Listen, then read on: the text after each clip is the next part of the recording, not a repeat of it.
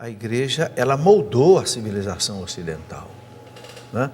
O Dr. Thomas Woods, da Universidade de Harvard, coloca bem claro, né, que a igreja, se não fosse a igreja, nós não teríamos mais essa civilização que nós temos hoje.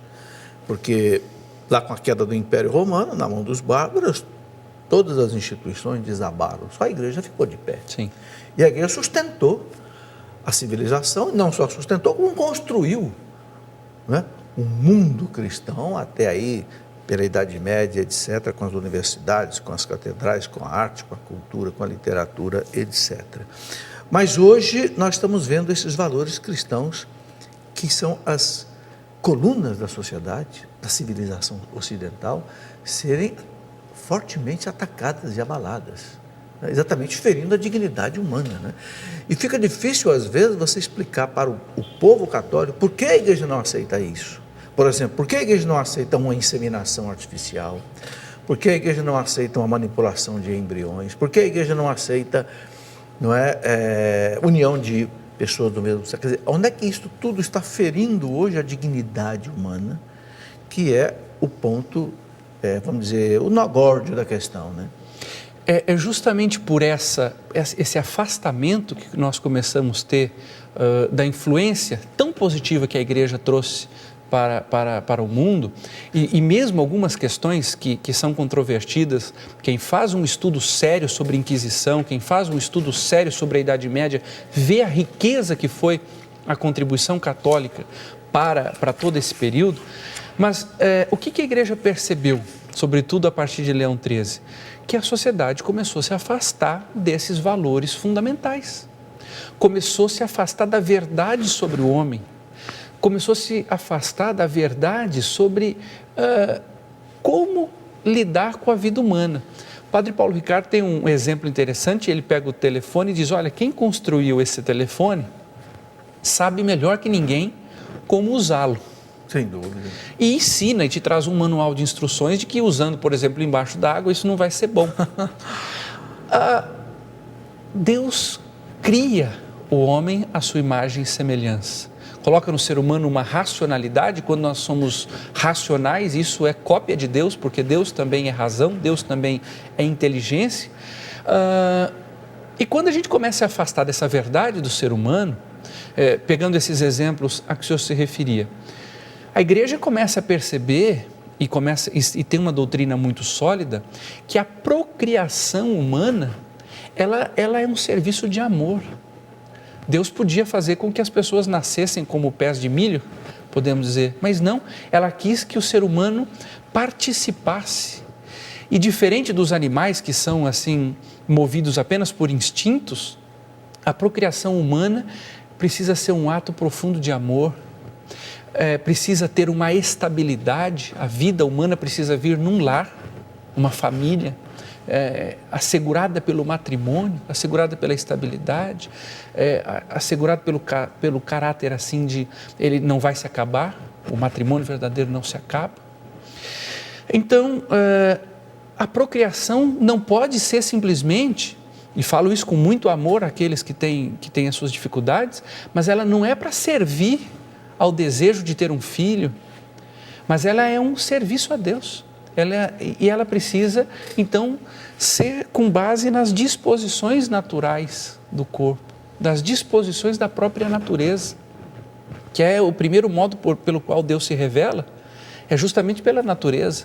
Quando nós contemplamos a natureza, diz o catecismo, a gente percebe os primeiros traços de Deus.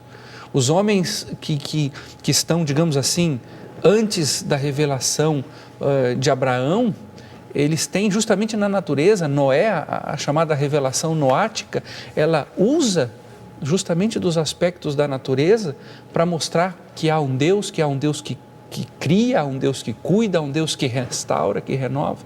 Então, quando nós falamos da inseminação artificial, da manipulação genética, é que nós não podemos, de uma maneira sadia, contrariar a natureza que foi criada por Deus. A igreja nunca foi homofóbica. A igreja nunca teve horror a homossexuais. No catecismo da Igreja Católica está dizendo que nós devemos tratar as pessoas que têm tendências homossexuais com amor, com misericórdia, com oração. Então, toda pessoa que tem uma tendência, um problema dessa natureza, ela pode e deve encontrar na igreja amor, carinho e misericórdia. Agora, o que a igreja faz é simplesmente reconhecer aquilo que a natureza distinguiu. Sim. Quem distinguiu os gêneros, o masculino, o feminino, não foi o professor Felipe, não foi o Evandro e tampouco foi o Papa Bento XVI. Quem distinguiu os gêneros, quem distinguiu que o ser humano tem um sexo no sentido de gênero, é um masculino e em todo masculino, é um feminino em todo feminino, foi a natureza. O que a igreja faz é simplesmente dizer que essa distinção, ela tem um sentido, que essa distinção não é à toa, que esse ser masculino, que esse ser feminino precisam ser respeitados e que violentar essa distinção da natureza não pode ser feito sem consequências. E ela apresenta consequências, e nós temos hoje inúmeras consequências da falta de distinção. Hoje, conversando com o grande amigo, doutor em Direito do Estado, pela Faculdade do Largo São Francisco, né? Evandro Gussi, conversando um pouco sobre a questão da fé e da política, da fé, da doutrina social da igreja, enfim, tudo isso que o Papa Bento XVI tem falado. Eu acabei de dizer que o Papa, quando esteve no norte da Itália, em Aquileia, o Papa pediu aos católicos, quero reler aqui o que ele diz, né? Que a política tem necessidade de cristãos, o Papa disse. E ele ainda diz mais aqui, ele lançou um apelo para que os cristãos levem os valores do Evangelho a todos os âmbitos, em particular a política. Bom, Evandro, nós vamos entrar nisso, mas antes, coloca alguma coisa daquilo que eu lhe perguntei antes, dessa ditadura do relativismo, que o Papa está muito preocupado com isso, Evandro. Aliás, não sei se você lembra, mas naquela missa que ele celebrou, porque ele era o cardeal mais antigo, né, antes de eleger o conclave eleger ele mesmo como Papa, aquela missa, o Pro Elegendo Pontífice, né? A homilia dele foi sobre isso, né? E o Papa foi eleito e agora ele insiste nesse tema. O que o Papa está vendo? Quais são os perigos disso? O que é isso? O Papa Bento XVI, mesmo antes de ser Papa, toda a sua vida acadêmica, ele que é um dos mais respeitados professores universitários da Europa, ele dedicou uma boa parte do seu magistério, do seu ensino, e agora como Papa não podia ser diferente, a isso, a ditadura do relativismo. O que é o relativismo? E aqui eu peço àquelas pessoas que têm conhecimento filosófico que me perdoem, nós vamos falar da maneira mais simples possível, claro, que eu acho que isso é mais importante. Sim, claro. O relativismo é quando eu começo a dizer que aquilo que eu penso é a verdade. É a verdade. Não interessa. Então, se eu digo que esse livro é um porco, então, na minha opinião, é um porco e isso passa a ser um porco. Claro que, dando esse exemplo, todo mundo fica abismado, porque é um absurdo. Quando a gente fala que isso aqui é um copo, todo mundo sabe que é um copo, porque isso a gente consegue ver, a gente consegue experimentar. Ver, tocar. Agora, quando nós falamos de determinadas questões morais, a verdade na moral, a verdade no direito, a verdade na política, isso começa a dizer, mas escuta, há uma verdade na moral? Ou seja, existem respostas morais. E o que é moral? Comportamento. Existe um modo correto, verdadeiro de se comportar e existe um modo falso de se comportar, ou seja, um modo incorreto de se comportar? Existe. E, lógico, nós temos direitos de ter opiniões, mas quando a gente dialoga em opiniões, o objetivo de uma deliberação, de uma discussão, sempre deve ser a verdade. Quando eu discuto com alguém, converso com alguém, apenas só para mostrar minha opinião, e ele tem a opinião dele, e nós não chegaremos a uma verdade, não buscamos a verdade... Não tem sentido. O Aristóteles dizia que era mais interessante conversar com um arbusto, uma árvore. Conversar com um relativista, ele dizia, é mais interessante, não com essas palavras, lógico, mas de certa forma dizia que conversar com um relativista era mais interessante conversar com um arbusto. Por quê? Para que nós vamos conversar senão para chegar a um ponto comum, a uma verdade, que talvez não esteja nem naquilo que nós dois estejamos falando, esteja em outro. E qual que é o grande problema? Quando eu tiro a verdade, eu tiro a inteligência humana. Porque a inteligência humana, ela é apetecida, ou seja, ela sente o gosto, ela sente o desejo pela verdade. Por isso que a igreja ensina que o demônio é o pai da mentira. Porque ele quer retirar do ser humano essa capacidade de buscar a verdade. Eu aprendi com o professor César que quando o demônio quer fazer perder uma alma, ele dementa-te, se dizia em latim, ele tira da mente. E toda a doutrina moral, a teologia moral ensina que realmente o pecado ele cria como se fosse assim uma neblina. A gente não consegue enxergar direito na razão, o demônio cria uma neblina no modo da gente ver as coisas. E o relativismo é a maior das neblinas. Porque quando eu não estou disposto a buscar uma verdade, quando eu não estou disposto a encontrar algo que realmente me realize, não tem sentido a existência humana, não tem sentido o diálogo, nada mais tem sentido. Por isso essa ditadura, e por que ele diz uma ditadura? Porque hoje em dia eu não posso dizer mais que existe a verdade. Aí vamos chamar de retrógrado, de reacionário, de fundamentalista, só porque eu acredito que exista a verdade. E tem outra coisa importante para a nossa fé. Quando eu digo que não existe a verdade, que essa é a minha opinião, eu tenho duas consequências. Eu não gero comunidade. Por que eu vou dizer para o outro, olha, o seu comportamento está errado? Ele vai dizer, olha, isso é a minha vida. Não existe a verdade. Da minha vida cuido eu e faço do jeito que eu quero. E uma segunda coisa, se eu digo que não há verdade, eu matei Jesus de Nazaré. Sem dúvida. Porque ele diz, eu sou a verdade. Ou seja, eu sou o máximo da razão de Deus. Jesus é a revelação, ele se a gente fosse voltar um pouquinho na filosofia e na teologia, ele é o Logos de Deus, ou seja, Jesus não é a revelação, não é apenas aquilo que ele diz. Aquilo que ele é. A revelação é aquilo que ele é, justamente. Ele revela quem é Deus, ele revela o modo de ser de Deus. É o que ele diz a Filipe.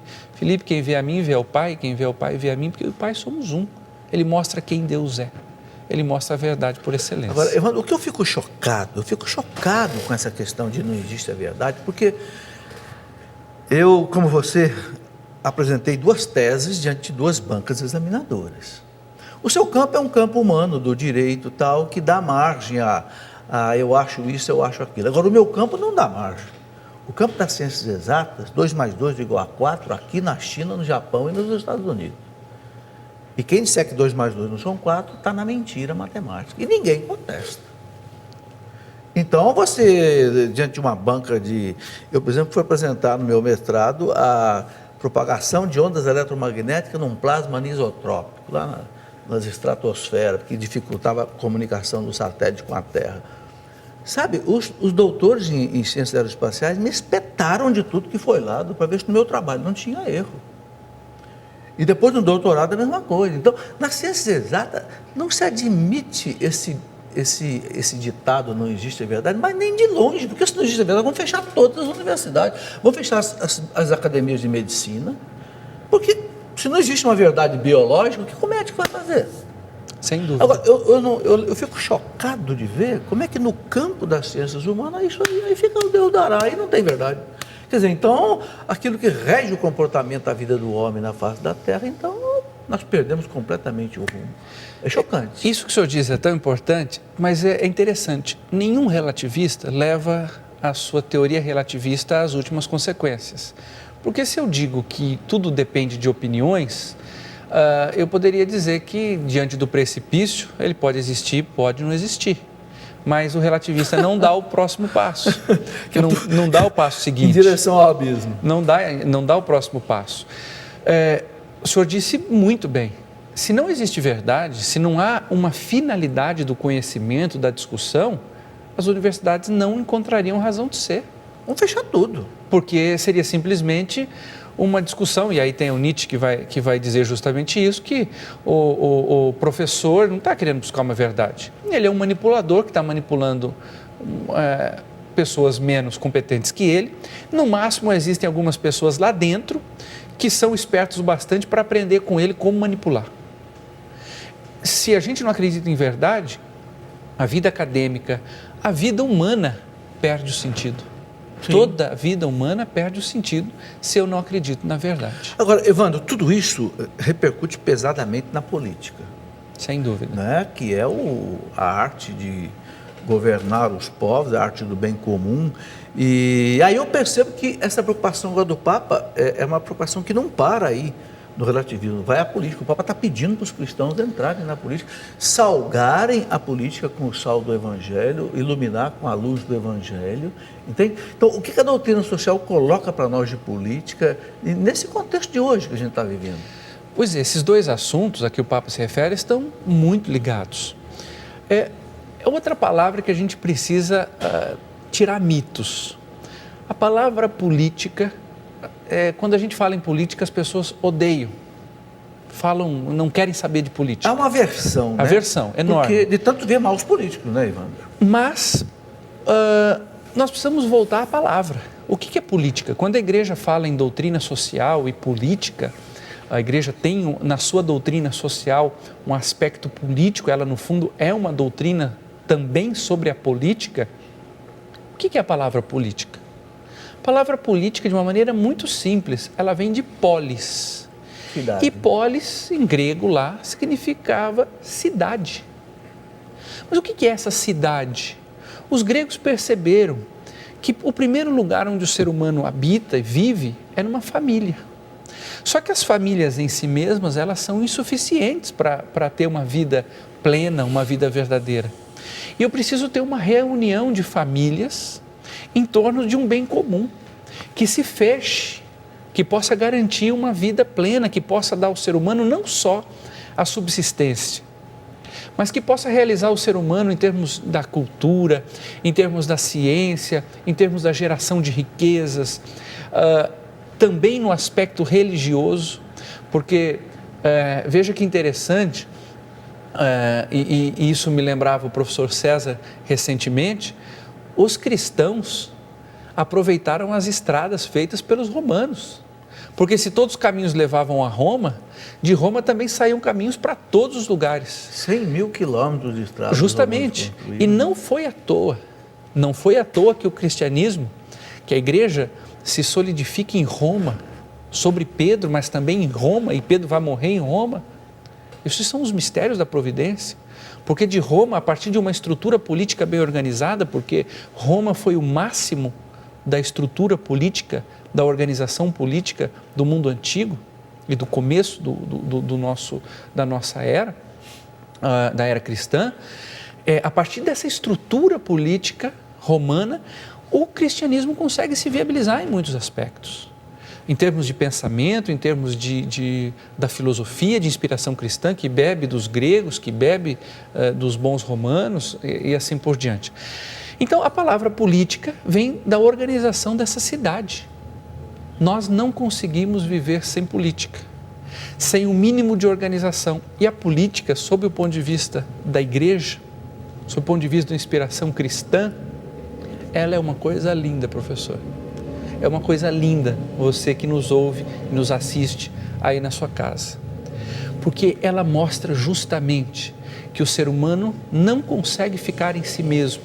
Que mesmo a família, que é a célula primeira, né? A célula máter da sociedade, a mais importante das células, ela precisa estar unida a outras famílias para que elas consigam, através de um bem que é comum, de um bem que é de todos, mas que não é um bem individual, como ensina o professor César, o bem de todos naquilo que todos temos em comum, porque nós temos algo em comum, então existe um bem comum, que vai inclusive dar condições para as famílias se realizarem.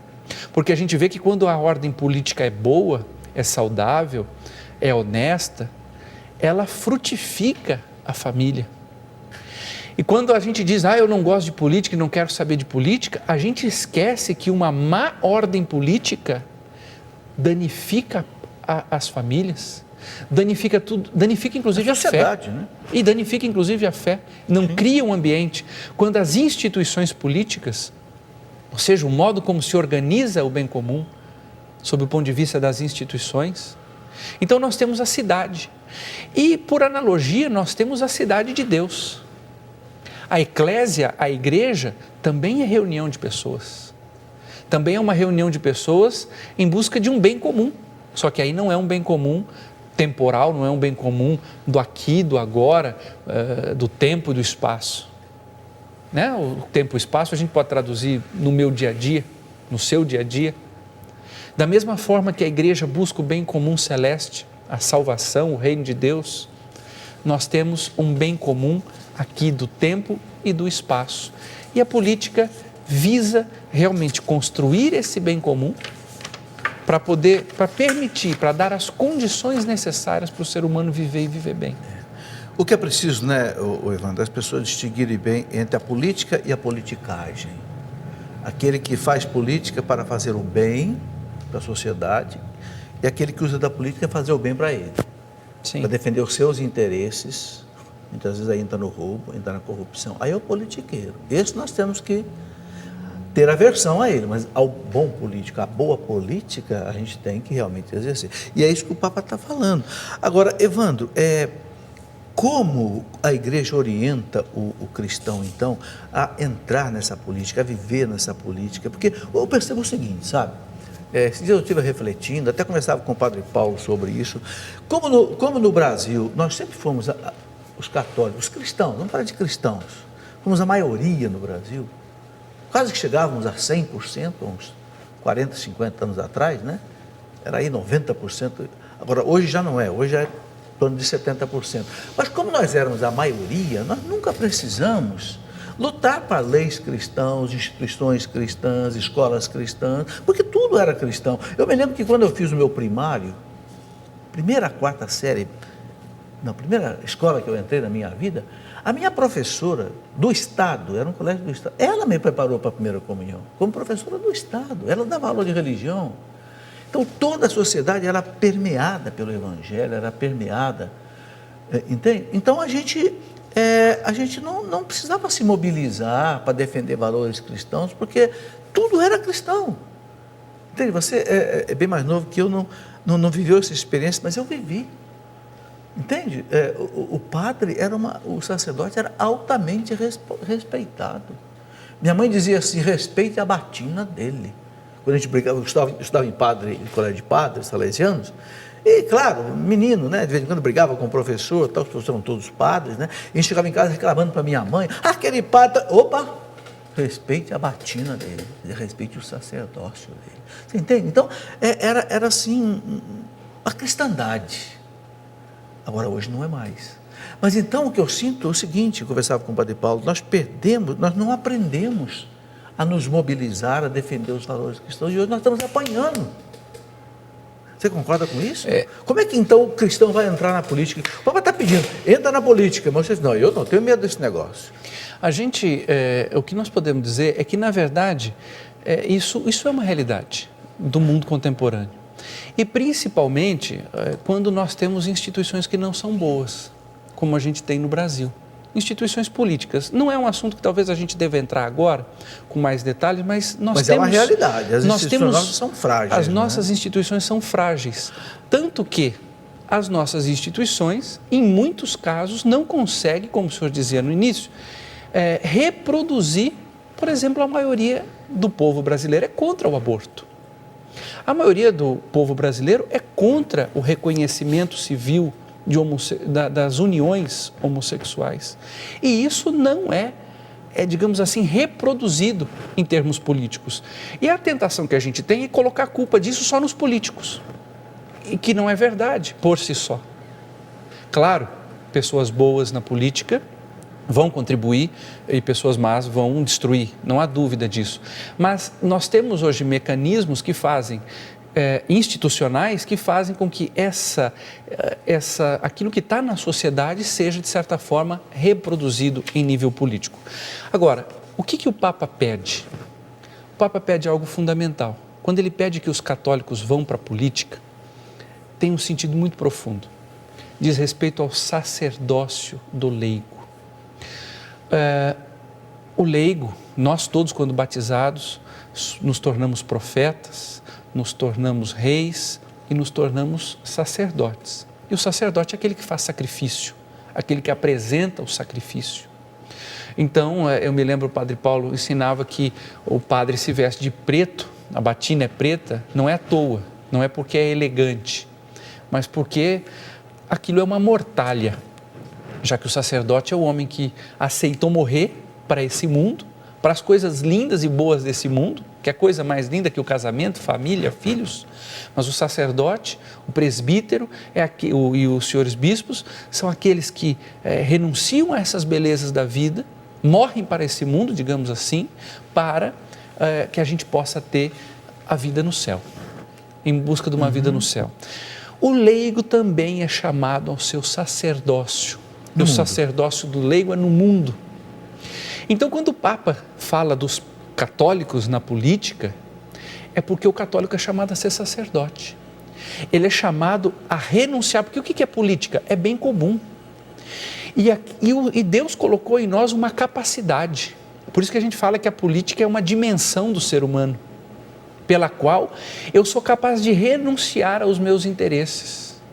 Todo ser humano é capaz de renunciar aos seus interesses pessoais, privados, em busca de um bem comum. Eu renuncio ao interesse privado meu, que é caro para mim, para que a sociedade, para que o bem comum aconteça. E nós temos inúmeros casos de pessoas que deram testemunho de bem comum.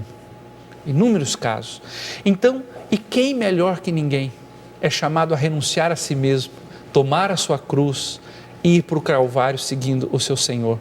Então, os católicos são aqueles que têm as melhores condições de servir na política, porque eles são chamados por Nosso Senhor a vestir a sua mortalha, a vestir a sua batina de leigo, a renunciar aos seus interesses pessoais e colocar-se na política em busca do bem comum. A Igreja Católica é a única instituição que pede para os seus filhos irem para a política não para resolver problemas dela, porque a igreja não precisa de político para resolver os seus problemas.